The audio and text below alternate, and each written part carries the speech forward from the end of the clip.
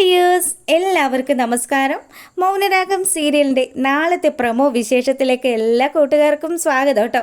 അങ്ങനെ ആശുപത്രിയിൽ വരാന്തയിൽ നിന്ന് നമ്മുടെ വിക്രമാദിത്യൻ പ്രകാശനെ കുറിച്ച് പെറുപെറുക്കുക. മൂങ്ങാമുത്തശ്ശിയാണെങ്കിൽ എടാ മോനെ, നീ എങ്ങനെയെങ്കിലും ഇനി അവനെ ഈ ആശുപത്രിയിൽ നിന്ന് ഇറക്കണമല്ലോ. അതിന് വേണ്ടിയിട്ട് നീ എങ്ങനെയും ആ കാർത്തികയുടെ അടുത്ത് പോയി കയ്യോ കാലോ പിടിച്ച് നിനക്ക് കിട്ടാനുള്ള പൈസ മേടിച്ചെടുക്ക്. എൻ്റെ അമ്മുമ്മേ, നിങ്ങൾ വിചാരിക്കുന്ന പോലെയൊന്നും അല്ല. ഈ മണ്ടനായ തന്ത കൊണ്ടുപോയി തല വെച്ച് കൊടുത്തതുകൊണ്ടാണ് രാജപ്പനുണ്ടല്ലോ ഇനി 17 ലക്ഷം രൂപ നമ്മൾ ഉണ്ടാക്കി കൊടുക്കേണ്ടി വരും. എൻ്റെ മോനെ, എടാ 17 ലക്ഷം രൂപ നമ്മൾ എങ്ങനെ ഉണ്ടാക്കൂടാ? അതിനെ ആലോചിക്കണം, തല പുകഞ്ഞ് ആലോചിക്കണം. ആ അകത്ത് കിടക്കുന്ന മനുഷ്യനോട് ഞാൻ അന്നേ പറഞ്ഞതാ, എല്ലാം നോക്കിയും കണ്ടും ചെയ്താൽ മതി. പലതവണ പല ആൾക്കാരുടെ ജീവിതത്തിലേക്ക് വന്ന് ഓരോരോ പ്രശ്നങ്ങൾ ഉണ്ടാക്കിയിട്ടും ഇങ്ങേര് ഇതൊന്നും പഠിച്ചിട്ടില്ല. ഇപ്പോൾ ഇത് എത്രാമത്തെ പറ്റിക്കല ഈ പറ്റിക്കുന്നത്? എന്തായാലും മുൻഭാര്യയും പിൻഭാര്യയും എല്ലാ ഭാര്യമാരും കൂടി അങ്ങേരെ ഒരു വിധം ആക്കിയല്ലോ. ഇപ്പം അതാ അകത്ത് കിടക്കുക, എങ്ങനെയും മരിച്ചു പോട്ടെ എന്ന് വിചാരിച്ച് പ്രകാശനെക്കുറിച്ച് കുറ്റം പറഞ്ഞുകൊണ്ട് നിൽക്കുക വിക്രമാദിത്യൻ. ഈ സമയമാണെങ്കിൽ നമ്മുടെ രാജപ്പൻ, അല്ലട ബാല, നീ എന്നാലും ഇതൊക്കെ അറിഞ്ഞു വെച്ചിട്ട് എന്നോട് ഒരു അക്ഷരം പോലും പറഞ്ഞില്ലല്ലോ. അതിപ്പോൾ ഞാൻ എങ്ങനെയാണ് രാജപ്പ നിന്നോട് പറയുന്നത്? നീ അവന് വാരിക്കോരി സഹായിക്കുമായിരുന്നല്ലോ. പിന്നെ നിനക്ക് കിട്ടാനുള്ള കാശ് നീ എങ്ങനെയും മേടിച്ചെടുക്ക്. ആ ചെറുക്കൻ പറയുന്നത് കേട്ടല്ലോ, എവിടെയൊക്കെയോ കോടികളുടെ നിക്ഷേപം ഉണ്ടെന്ന്. കാർത്തികയുടെ കമ്പനിയിൽ അവനും ഷെയർ ഉണ്ടെന്നല്ലേ പറഞ്ഞത്? അങ്ങനെയാണെങ്കിൽ നീ പോയി അവനോട് സംസാരിക്ക്.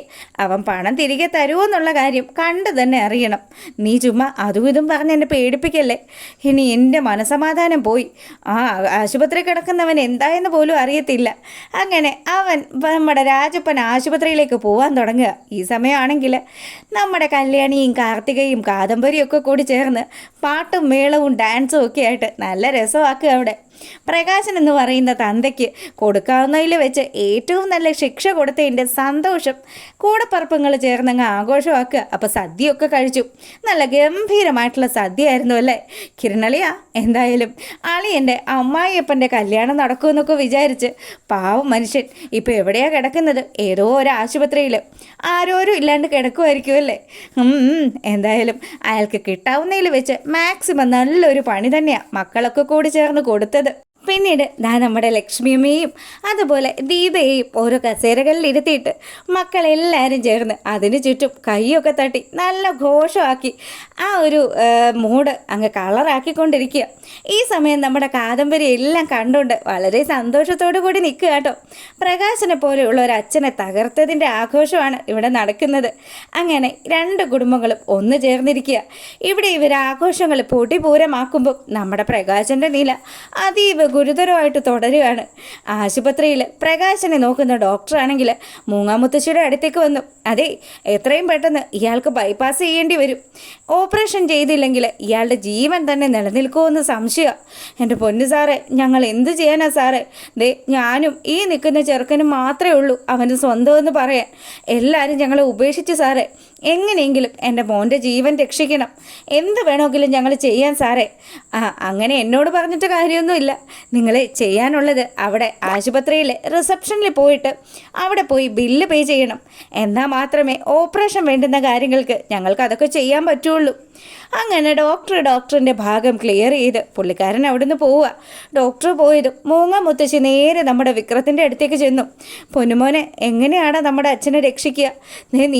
നീ വേണം ഇനി അവൻ്റെ എല്ലാ കാര്യങ്ങളും നോക്കാൻ. അമ്മുമ്മേ, എൻ്റെ വായിലിരിക്കുന്ന കേൾക്കരുത്. നിങ്ങൾക്ക് അങ്ങനെ അങ്ങ് പറഞ്ഞാൽ മതിയല്ലോ. ഇപ്പം തന്നെ എത്ര രൂപയുടെ നഷ്ടം ഉണ്ടാക്കി വെച്ചിരിക്കുന്നത്. ആശുപത്രിയിലെ പൈസ കിട്ടണമെങ്കിൽ ഞാൻ എവിടെ പോയി കൊണ്ടുവരാനാ? മോനെ, നീ ഒരു കാര്യം ചെയ്യടാ.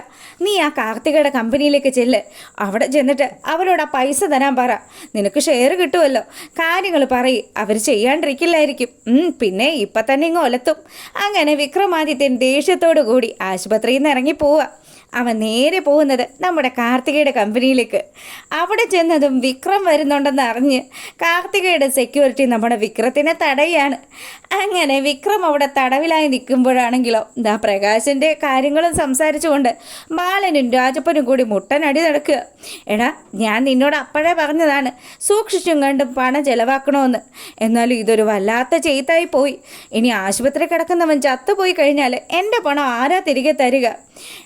ഒരു സമയത്ത് നമ്മുടെ വിക്രം നേരെ പോയി സെക്യൂരിറ്റിയോട് പറഞ്ഞു, അതെ എൻ്റെ കഷ്ടപ്പാടിൻ്റെ ഫലമാണ് ഈ കമ്പനി ഇത്ര അങ്ങ് വളർന്നത്. എനിക്ക് തരാനുള്ള ഷെയർ തരണം, എന്നാൽ മാത്രമേ ഞാൻ ഇവിടുന്ന് പോവുള്ളൂ. ഷെയറൊക്കെ നീ മാഡം വരുമ്പോൾ മാഡത്തിനോട് ഡയറക്റ്റ് ചോദിച്ചോ. ഇപ്പോൾ എന്തായാലും നീ ഇവിടെ വന്ന് ഒച്ചയും ബഹളം ഉണ്ടാക്കിയാൽ ഞാനൊരു കാര്യം പറഞ്ഞേക്കാം. ഇവിടെ ഒരുപാട് ആൾക്കാരുണ്ട് നിന്നെ കൈകാര്യം ചെയ്യാനായിട്ട്. നിന്നെ ഈ അടിച്ചതിനകത്ത് കേട്ടിടുന്നെന്നാണ് മാഡം പറഞ്ഞിരിക്കുന്നത്. നീ നിൻ്റെ മാഡം എന്നൊക്കെ പറഞ്ഞ് വിക്രം അവിടെ നിന്ന് കലി പൂണ്ട് നേരെ ആശുപത്രിയിലേക്ക് വരിക. അവിടെ വന്നതും നമ്മുടെ മൂങ്ങാമ്പുത്തശ്ശി ആണെങ്കിൽ നിറകണ്ണുകളോടെ ഇരിക്കുക, കൊച്ചുമോൻ കൊണ്ടുവരുന്ന പണവും കാത്ത്. അങ്ങനെ മുത്തശ്ശിയുടെ അടുത്ത് വന്നതും, അമ്മമ്മേ, കാര്യങ്ങളൊന്നും നമ്മൾ വിചാരിക്കുന്ന പോലെയൊന്നും നടക്കില്ല കേട്ടോ. ഞാൻ ആ കാർത്തികയുടെ കമ്പനി ചെന്നിട്ടുണ്ടായിരുന്നു. അവളും അവളുടെ സെക്യൂരിറ്റിക്കാരും ഒക്കെ കൂടി എന്നെ തടഞ്ഞു വെച്ചു. ഇനി എന്ത് ചെയ്യണമെന്ന് ആലോചിച്ചിട്ടൊരു പിടിയും കിട്ടുന്നില്ല. മൊത്തത്തിൽ ഞങ്ങളെ അങ്ങ് തേച്ചതാണെന്നൊക്കെ പറഞ്ഞ് വിക്രം സങ്കടമൊക്കെ ഇങ്ങനെ മുത്തശ്ശിയുടെ അടുത്ത് പറയുക. ആ സമയമാണെങ്കിൽ മൂങ്ങാമുത്തശ്ശി നശിച്ചവൾ, അവൾ മുടിഞ്ഞു പോകുകയുള്ളൂ. ഇനി എങ്ങനെയാണ് മോനെ നിൻ്റെ അച്ഛനെ രക്ഷിക്കുന്നത്? അങ്ങനെ ഇവർ സംസാരിച്ചുകൊണ്ട് നിൽക്കുക. അതാണ് ആ ഒരു സമയത്ത് നമ്മുടെ രാജപ്പൻ ആശുപത്രിയിലെത്തി.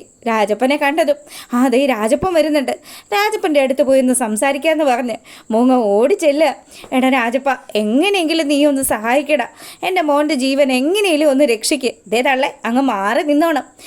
ഇപ്പം ഈ നിൽക്കുന്നവൻ വേണം എനിക്ക് കാശ് തരാനായിട്ട്. അങ്ങനെ നമ്മുടെ പ്രകാശൻ നൽകാനുള്ള പണം ചോദിച്ച് വിക്രത്തിൻ്റെ കുത്തിന് പിടിക്കുന്നതാണ് നാളത്തെ വിശേഷം. ഇഷ്ടമായാലും ലൈക്ക് ചെയ്യണേ.